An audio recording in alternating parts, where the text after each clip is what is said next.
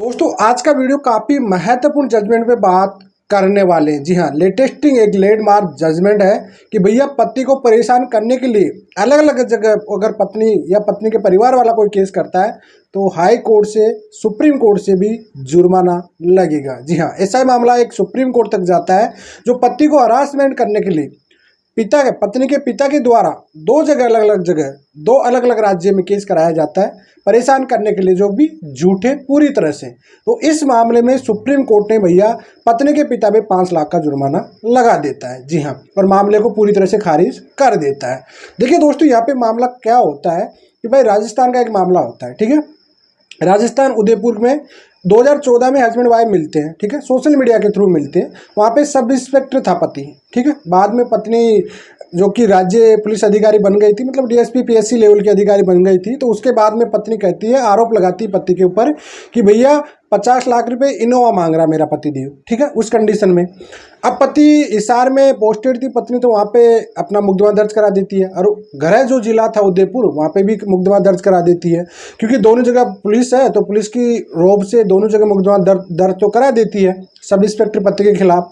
लेकिन हिसार वाले मामले में क्या होता है कि पुलिस इन्वेस्टिगेशन होती है, वहाँ पे 498A का केस होता है, 498A लगाई जाती है, 406 लगाई जाती है, 420, 120B और 484 का मामला मुकदमा दर्ज करता है। सब सेक्शन हटा दिया जाता है हिसार में पुलिस इन्वेस्टिगेशन में, और 498 का मामला होता है, चार्जशीट कोर्ट में पेश हो जाती है। हैरानी की बात है, चार्जशीट कोर्ट पेश होने के बाद अभियोजन जो पक्ष के गवाह होते हैं वो कोर्ट में पेश ही नहीं हो पाते और वहाँ पे पति को बरी कर दिया जाता है।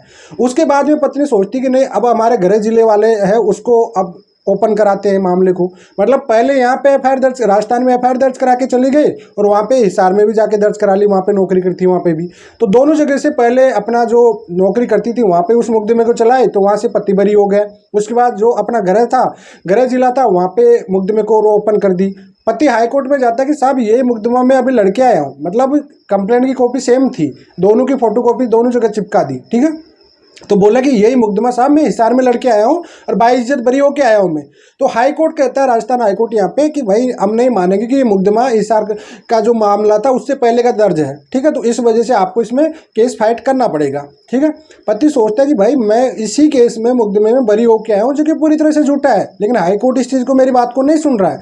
ये कह रहा है कि भाई हिसार पुलिस को इसका पता ही नहीं था, जबकि पति ने कहा कि सब कुछ पता था, इस चीज़ के मामले में सब पता था। लेकिन नहीं माना हाई कोर्ट। अब चला गया साहब पति सुप्रीम कोर्ट में। सुप्रीम कोर्ट जाने के बाद तथ्य को देखा, सुप्रीम कोर्ट अच्छे से 2 जजों की बेंच ने इसको मामले को समझा अच्छे से, और देखा गया कि भाई पति को जो मामला था वो पूरी तरह से झूठा था। जी हाँ, मतलब पहले साबित हो चुका था हिसार में कि मामला पूरी तरह झूठा है, और उसके बावजूद भी आप राजस्थान में वही सेम मामला जाके कर रहे हो। तो उसमें तो भैया पूरी तरह से आप क्या मशीनरी जो जुडिशरी है इसको मजाक समझ रखे हो। और दूसरे से ऊपर से आप एक पुलिस अधिकारी होने के नाते, मतलब आप आईपीसी सीआरपीसी के बारे में अच्छा खासा जानते हो, तो इस वजह से आप कानून का दुरुपयोग कर रहे हो। तो इस कंडीशन में सुप्रीम कोर्ट का आया गुस्सा, और पत्नी के जो पिता थे उस पर 5 लाख का जुर्माना लगा दिया, ये कहते हुए कि भाई पति को हरासमेंट करने के लिए अलग अलग जगह पर झूठे मामले, जी हाँ फ्लैश केसेज कंप्लीट लिखा हुआ है, ऐसा नहीं कि झूठा नहीं, झूठे मामले करने के लिए उस पर 5 लाख का, और उसका जो एफआईआर थी उसको खारिज कर दिया गया। जी हाँ, कुल मिलाकर ये समझना पड़ेगा इस जजमेंट से दोस्तों आपको कि भैया अगर आपकी पत्नी एक बार आपका केस खत्म हो गया फिर दोबारा करती है बार बार वही सेम टाइप का, तो आप ऐसे मामलों में खत्म करा सकते हो, और इसी ग्राउंड का आधार बना के आप डाइवोर्स भी ले सकते हो। जी हाँ, अब सोचने की बात है यहाँ पे कि भाई सोशल मीडिया से प्यार होता है, शादी होती है, लड़की का पिता संबंध लेके जाता है, बाद में लड़की जॉब लग जाती है तो उस पर मुकदमा लगा दिया जाता है। सोचिए आप, हैरानी करने वाली बात है यहाँ पे। ठीक है, अब उस कंडीशन में पति बेचारा क्या करे, पति भगता रहा, पहला केस लड़ता रहा, उसके बाद में दूसरा केस लड़ता रहा। अब सोचिए यहाँ पे सब इंस्पेक्टर था, वो खुद भी पुलिस वाला था। ठीक है, तो उसने मैनेज कर लिया, लड़ भी लिया कैसे भी। ठीक है, लेकिन मान लीजिए हर कोई नॉर्मल पति के साथ भी ऐसा कई सालों के साथ हम देखते हैं कि 2-2, 3-3 जगह केस हो जाती है। जी हाँ, कहीं किरायानामा बढ़ा के ले रही है, कहीं किरायानामा रह के रह रही वहाँ पे, कहीं मायके में जाके कर देती है, कहीं बुआ जी के जाके, कहीं बहन के जाके कर देती है।